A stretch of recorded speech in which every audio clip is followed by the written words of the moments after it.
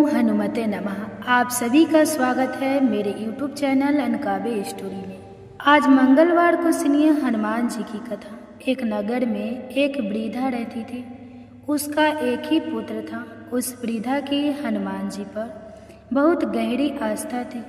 वह हर मंगलवार का व्रत रखती थी और हनुमान जी की पूजा आराधना करती थी।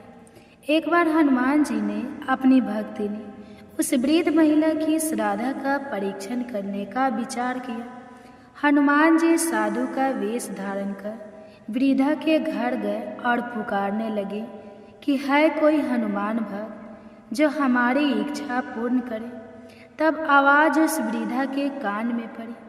पुकार सुनकर वृद्धा जल्दी से बाहर आई और साधु को प्रणाम कर बोली, आज्ञा महाराज।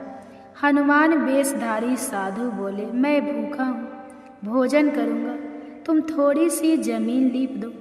वृद्धा दुविधा में पड़ गई, अतः हाथ जोड़कर बोली, महाराज, लीपने और मिट्टी खोदने के अतिरिक्त आप कोई दूसरी आज्ञा दें, मैं अवश्य पूर्ण करूँगी। साधु ने 3 बार प्रतिज्ञा कराने के बाद कहा, तू अपने बेटे को बुला, मैं उसकी पीठ पर आग जलाकर भोजन बनाऊंगा। यह सुनकर वृद्धा घबरा गई, परंतु वह प्रतिज्ञाबद्ध थी। उसने अपने पुत्र को बुलाकर साधु को सौंप दिया। साधु वेशधारी हनुमान जी ने वृद्धा के हाथों से ही उसके पुत्र को पेट के बल लेटाया और उसकी पीठ पर आग लगवा दी। आग जलाकर दुखी मन से वृद्धा अपने घर में चली गई। इधर भोजन बनाकर साधु ने वृद्धा को बुलाकर कहा कि उनका भोजन बन गया है, तुम अपने पुत्र को पुकारो ताकि वह भी आकर भोग लगा ले। इस पर वृद्धा बोली, उसका नाम लेकर मुझे और कष्ट ना दे।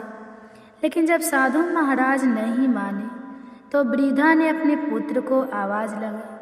वह अपनी माँ के पास आ गया और अपने पुत्र को जीवित देखकर वृद्धा को बहुत आश्चर्य हुआ और साधु के चरणों में गिर पड़ी। तब हनुमान जी अपने वास्तविक रूप में प्रकट हुए और वृद्धा को भक्ति का आशीर्वाद दिया।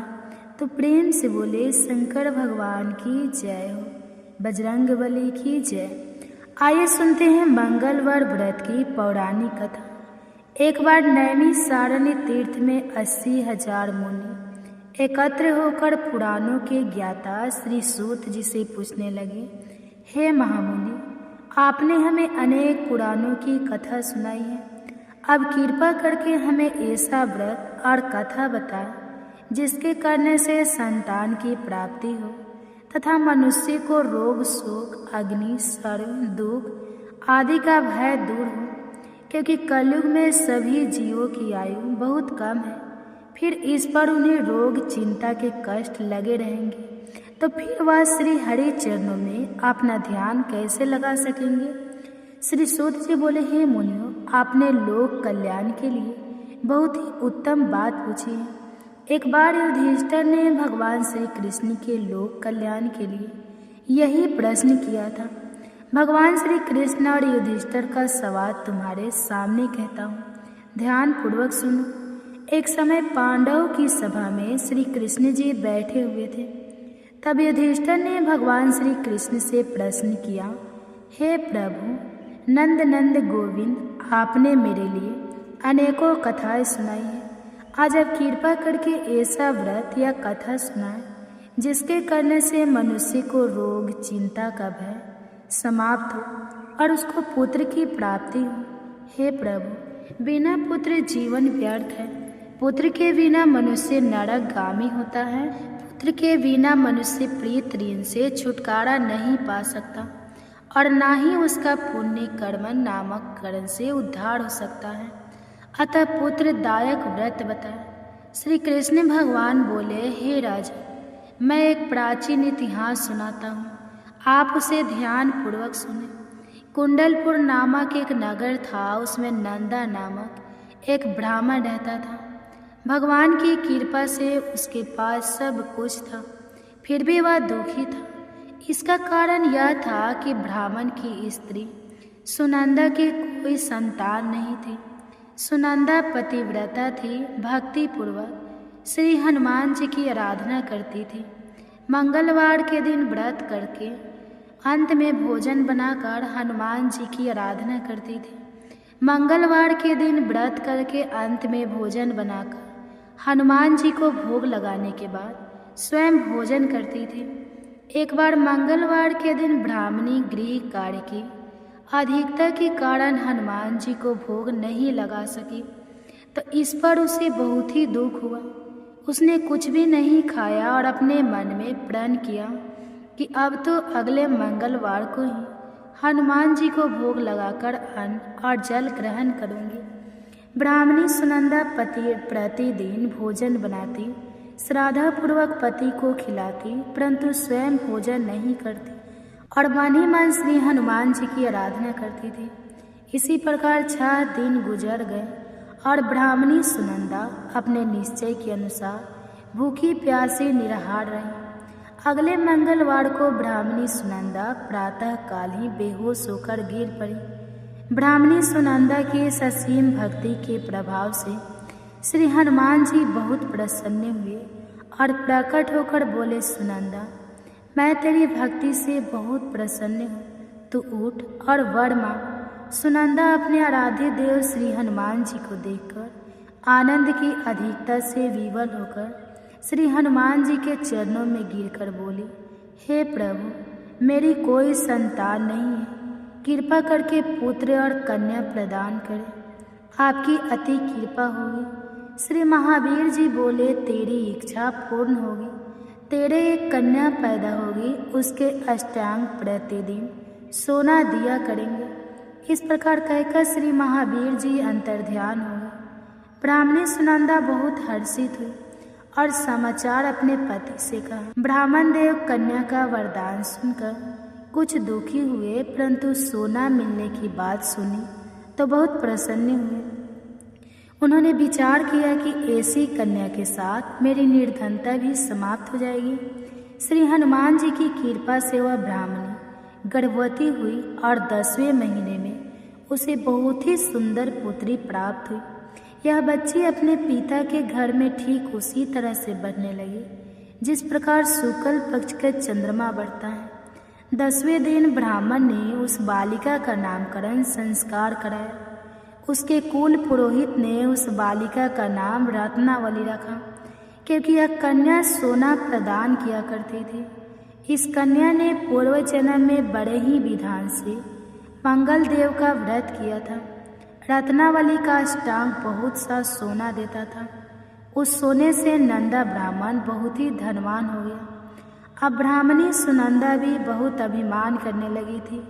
समय बीतता रहा। अब रत्नावली 10 वर्ष की हो चुकी थी। एक दिन जब नंदा ब्राह्मण प्रसन्नचित था, तब सुनंदा ने अपने पति से कहा, मेरी पुत्री रत्नावली विवाह के योग्य हो गई है, इसलिए आप कोई सुंदर और योग्य वर देकर विवाह कर दें। यह सुनकर ब्राह्मण बोला, अभी तो रत्नावली बहुत छोटी है। तब ब्राह्मणी बोली, शास्त्रों की आज्ञा है कि कन्या 8वें वर्ष में गौरी, 9वें वर्ष रोहिणी, 10वें वर्ष में कन्या, इसके पश्चाताप राजसौला हो जाती है। गौरी के दान से पाताल लोक की प्राप्ति होती है, रोहिणी के दान से बैकुंठ लोक की प्राप्ति होती है, कन्या के दान से इंद्र लोक में सुखों की प्राप्ति होती है। अगर हे पतिदेव राजसौला का दान किया जाता है तो घोर नरक की प्राप्ति होती है। इस पर ब्राह्मण बोला, अभी तो रत्नावली मात्र 10 ही वर्ष की है और मैंने तो 16-16 साल की कन्याओं के विवाह कराए हैं, अभी जल्दी ही क्या है। तब ब्राह्मणी नंदा बोली, आप तो लोभ अधिक हो गया है। लगता है अगर 11वें वर्ष में विवाह नहीं होता तो उसमें मासिक धर्म के रक्त का पीता और बड़े भाई को पान करना पड़ता है। शास्त्रों में कहा गया है कि माता पिता और बड़ा भाई राजसौला कन्या को देखते हैं तो वह अवश्य ही नरकगामी होते हैं। तब ब्राह्मण बोला, अच्छी बात है, कल मैं अवश्य ही योग्य वर की तलाश में अपना दूत भेजूंगा। दूसरे दिन ब्राह्मण ने अपने दूत को बुलाया और आज्ञा दी कि जैसी सुंदर मेरी कन्या है वैसा ही सुंदर वर उसके लिए तलाश करो। दूत अपने स्वामी की आज्ञा पाकर निकल पड़ा। पंप नगरी में उसने एक सुंदर लड़के को देखा। यह बालक एक ब्राह्मण परिवार का बहुत गुणवान पुत्र था। इसका नाम सोमेश्वर था। दूत ने इस सुंदर और गुणवान ब्राह्मण पुत्र के बारे में अपने स्वामी को पूर्ण विवरण दिया। ब्राह्मण नंदा को भी सोमेश्वर अच्छा लगा और फिर एक शुभ मुहूर्त में विधि पूर्वक कन्यादान करके ब्राह्मण संतुष्ट हुए। परंतु ब्राह्मण के मन में तो लोभ समाया हुआ था। उसने कन्यादान तो कर दिया था, पर वह बहुत ही खीन था। उसने विचार किया कि रत्नावली तो अब चली जाएगी और मुझे इससे जो सोना मिलता था वह अब मिलेगा नहीं।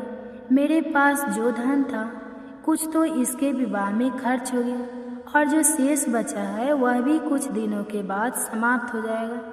मैंने तो इसका विवाह करके बहुत बड़ी भूल कर दी। अब कोई ऐसा उपाय हो कि रत्नावली मेरे घर में ही बनी रहे, अपनी ससुराल ना जाए। लोभ रूपी राक्षस ब्राह्मण के मस्तिष्क पर छाता जा रहा था। रात भर अपनी सैया पर बेचैनी से करवटें बदलते बदलते उसने एक बहुत ही क्रूर निर्णय लिया।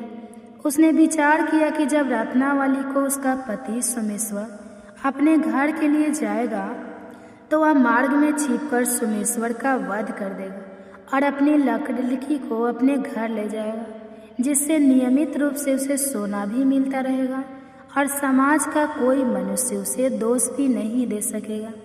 जब अगले दिन सुबह हुई तो नंदा और सुनंदा ने अपनी जमाई तथा लड़की को बहुत सारा धन देकर विदा किया। सोमेश्वर अपनी पत्नी रत्नावली को लेकर ससुराल से अपने घर की तरफ चल दिया। ब्राह्मण नंदा महालोभ के वशीभूत होकर अपनी मति खो चुका था। पाप पुण्य उसे विचार नहीं रहा था। अपने भयानक और क्रूर निर्णय को कार्य रूप देने के लिए उसने अपने दूत को मार्ग में अपनी जमाई का वध कराने के लिए भेज दिया था, ताकि रत्नावली से प्राप्त होने वाला सोना उसे हमेशा मिलता रहे और वह कभी निर्धन ना हो। ब्राह्मण के दूत ने अपने स्वामी की आज्ञा का पालन करते हुए उसके जमाई सोमेश्वर का मार्ग में ही वध कर दिया। समाचार प्राप्त कर ब्राह्मण नंदा मार्ग में पहुंचा और रोती हुई अपनी पुत्री रत्नावली से बोला, हे पुत्री, मार्ग में लुटेरों ने पति का वध कर दिया है। भगवान की इच्छा के किसी का वश नहीं चलता है। अब तो घर चल, वहाँ पड़ी रहकर शेष जीवन व्यतीत करना। जो भाग्य में लिखा है वही होगा। अपने पति की अकाल मृत्यु से रत्नावली बहुत दुखी हुई। करुण क्रीदन और रुदन करती हुई अपने पिता से बोली, हे पिताजी, इस संसार में जिस स्त्री का पति नहीं है उसका जीना व्यर्थ है। मैं अपने पति के साथ ही अपने शरीर को जला दूंगी और सती होकर अपने इस जन्म को माता पिता के नाम को तथा सास ससुर के यश को सार्थक करूंगी। ब्राह्मण नंदा अपनी पुत्री रत्नावली के वचनों को सुनकर बहुत दुखी हुआ। विचार करने लगा कि मैंने व्यर्थ ही जमाई वध का पाप अपने सिर लिया है। रत्नावली तो उसके पीछे अपने प्राण तक देने को तैयार है। मेरा तो दोनों तरफ से मरण हो गया। धन तो अब मिलेगा नहीं। जमाई वध के पाप के फल स्वरूप यम यातना भुगतनी पड़ेगी। यह सोचकर वह बहुत ही दुखी हुआ। सोमेश्वर की चिंता बनाई गई। रत्नावली सती होने की इच्छा से अपने पति का सिर अपनी गोद में रखकर चिता में बैठ गई। जैसे ही सोमेश्वर की चिता को अग्नि लगाई गई, वैसे ही प्रसन्न होकर मंगलदेव वहाँ प्रकट हुए और बोले, हे रत्नावली, मैं तेरी पति भक्ति से बहुत प्रसन्न हूँ, तू वर मांग। तब रत्नावली ने अपने पति का जीवन दान मांगा। मंगलदेव बोले, रत्नावली, तेरा पति अजर अमर है, यह महाविद्वान भी होगा और इसके अलावा तेरी जो इच्छा हो वह वर मांग। तब रत्नावली बोली, हे ग्रहों के स्वामी, यदि आप मुझ पर प्रसन्न हैं तो मुझे यह वरदान दीजिए कि जो भी मनुष्य मंगलवार के दिन प्रातःकाल लाल पुष्प लाल चंदन से पूजा करके आपका स्मरण करेगा, उसको रोग व्याधि नहीं होगी, स्वजनों से कभी वियोग नहीं होगा, सर्प अग्नि तथा शत्रुओं का भय नहीं रहेगा। और जो स्त्री मंगलवार का व्रत करेगी वह कभी विधवा नहीं होगी। मंगलदेव ने तथास्तु कहकर अंतर ध्यान हो गया। सोमेश्वर मंगलदेव की कृपा से जीवित हो उठा। रत्नावली अपने पति को पुनः प्राप्त कर बहुत प्रसन्न हुई और मंगलदेव का व्रत प्रत्येक मंगलवार को करके व्रतराज और मंगलदेव की कृपा से इस लोक में सुख ऐश्वर्य को भोगते हुए अंत में अपने पति के साथ स्वर्ग लोक को गए। प्रेम से बोलिए जय श्री हनुमान। आप सुनिए ऋण मोचक मंगल स्तोत्र पाठ का हिंदी अनुवाद। हे मंगलदेव, शास्त्रों में आपके जो नाम बताए गए हैं उनमें पहला नाम मंगलदेव, दूसरा भूमिपुत्र जिनका जन्म पृथ्वी से हुआ, तीसरा ऋणहर्ता यानी कर्ज से मुक्ति दिलाने वाला, चौथा धनप्रद यानी धन को देने वाले, पांचवा स्थिरासन यानी जो अपने आसन पर अडिग रहते हैं, छठा महाकाय यानी जो बहुत बड़े शरीर वाले हैं, सातवां नाम सर्वमावरोधक यानी कार्य में आने वाली सभी बाधाओं को दूर करने वाला है। हे मंगलदेव, आपके नामों में आठवां नाम लोहित, नौवां लोहितांग, 10वां शाम का नाम यानी कृपा करने वाले, जिसका अर्थ सामक ब्राह्मणों के ऊपर अपनी कृपा दृष्टि को रखने वाला है। 11वां धारामच यानी पृथ्वी के गर्भ से उत्पन्न होने वाला, 12वां कुंज, 13वां भाम, 14वां भूतक यानी ऐश्वर्य को देने वाला, 15वां भूमि नंदन यानी पृथ्वी को आनंद देने वाला। हे मंगलदेव, आपके नामों में 16वां नाम अंगारा, 17वां इम, 18वां असरोग, पारक अर्थात समस्त तरह की कठिनाइयों को दूर करने वाला, 19वां वृष्टिकर्ता अर्थात वृष्टि करने वाले यानी वर्षा कराने वाला, 20वां नाम वृष्टिहर्ता अर्थात बारिश ना होने के कारण अकाल लाने वाला, और 21वां नाम सर्वकाम फल प्रदा अर्थात संपूर्ण कामनाओं का फल देने वाला। हे मंगलदेव, जो मनुष्य आपके इन 21 नामों का वाचन सच्चे मन और विश्वास से करता है उस मनुष्य के ऊपर कभी ऋण यानी कर्ज नहीं होता है और वह अथाह धन की प्राप्ति करता है। हे मंगलदेव, आपकी उत्पत्ति पृथ्वी के गर्भ से हुई है। आपकी आभा आकाश में करकराने वाली दामिनी अर्थात आकाश में चमकने वाली बिजली के समान है। सभी तरह की शक्ति को धारण करने वाले कुमार मंगलदेव को मैं नतमस्तक होकर प्रणाम करती हूँ। हे मंगलदेव, आपके मंगल स्तोत्र का पाठ मनुष्य को हमेशा अपने मन में किसी भी तरह के विकार को दूर कर और अपनी पूर्ण श्रद्धा और आस्था के साथ करना चाहिए। जो भी मनुष्य इस मंगल स्तोत्र का पाठ करता है और दूसरों को सुनाता है उसके सभी कष्ट दूर हो जाते हैं। हे अंगारक अर्थात अग्नि की ज्वाला से जलने वाले, महाभाग अर्थात पूजनीय ऐश्वर्यशाली, भक्तों के प्रति वात्सल्य यानी प्रेम रखने वाले, आपको हम नतमस्तक होकर प्रणाम करते हैं। आप हमारे ऊपर किसी दूसरे से लिया हुआ उधार को पूर्ण करवा कर्ज को हमेशा के लिए दूर कर दीजिए। हे मंगलदेव, मेरे ऊपर किसी दूसरे का कोई बकाया हो तो उसे समाप्त कर दीजिए। किसी भी तरह की व्याधि हो तो उसे भी दूर कर दीजिए। हे मंगलदेव, मेरी गरीबी को दूर कर अकाल मृत्यु के भय को दूर कीजिए। मुझे किसी भी तरह का डर, क्लेश और मन में दुख हो तो उसे भी हमेशा के लिए दूर कर दीजिए। हे मंगलदेव, आपको संतुष्ट करना बहुत ही कठिन है। आप तो मुश्किल से प्रसन्न होने वाले भगवान हैं, मंगलदेव है। आप जब किसी पर भी अपनी कृपा की बारिश करते हैं तो उसे समस्त प्रकार के सुख समृद्धि प्रदान कर देते हैं। जब आप किसी पर नाराज होते हैं तो उसकी सार्वभौम सत्ता को भी तहस नहस कर डालते हैं। हे महाराज, आप जब भी किसी से नाराज होते हैं तो अपनी अनुकृपा दृष्टि से उसे हीन कर देते हैं। आप अप्रसन्न होने पर ब्रह्मा जी, इंद्रदेव और श्री विष्णु जी के भी साम्राज्य संपत्ति को नष्ट कर सकते हैं।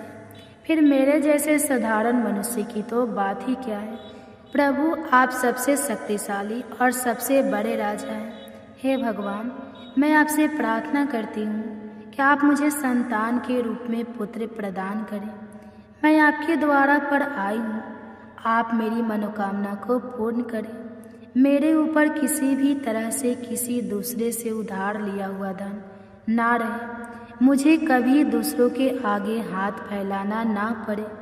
मेरी गरीबी को दूर कीजिए और मेरे सभी तरह के कष्ट और क्लेशों का नाश कीजिए। जो मेरे शत्रु बन चुके हैं, उनके डर से मुझे आप मुक्त कराइए।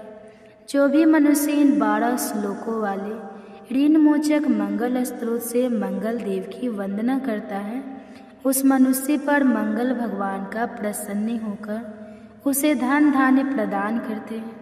वह मनुष्य कुबेर भगवान की तरह धन संपत्ति का स्वामी बन जाता है।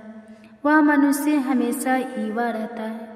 श्री ऋण मोचक मंगल स्त्रोत के उच्चारण मात्र से मनुष्य को किसी भी तरह के कर्ज से मुक्ति मिल जाती है। अगर कोई मनुष्य अपने जीवन काल में अपनी आवश्यकताओं की, अपनी कामनाओं की पूर्ति के लिए किसी दूसरे मनुष्य से कर्ज लिया होता है और किसी कारणवश कर्ज चुका पाने में असमर्थ हो जाता है, तो उसे ऋण मोचक मंगल स्त्रोत का पाठ करना चाहिए। कर्ज में डूबे हुए मनुष्य इस ऋण मोचक मंगल स्त्रोत का जाप श्रद्धा और विश्वास के साथ से नियमित रूप से करता है तो उसे कर्ज से मुक्ति मिल जाती है। ऋण मोचक मंगल स्त्रोत पाठ समाप्त। सभी मिलकर प्रेम से बोलिए मंगल देव की जय। ओम हनुमते नमः। मंगलवार व्रत की पावन कथा और उनकी स्तोत्र समाप्त होती है। जो भी भक्त मन से इस कथा को सुनते और उनकी स्तोत्र सुनते हैं, व्रत का पालन करते हैं, उन पर भगवान श्री राम और बजरंगबली हनुमान जी की विशेष कृपा होती है। उनके जीवन से सभी दुख बाधाएं और डर दूर हो जाते हैं। तो प्रेम से बजरंगबली की जय।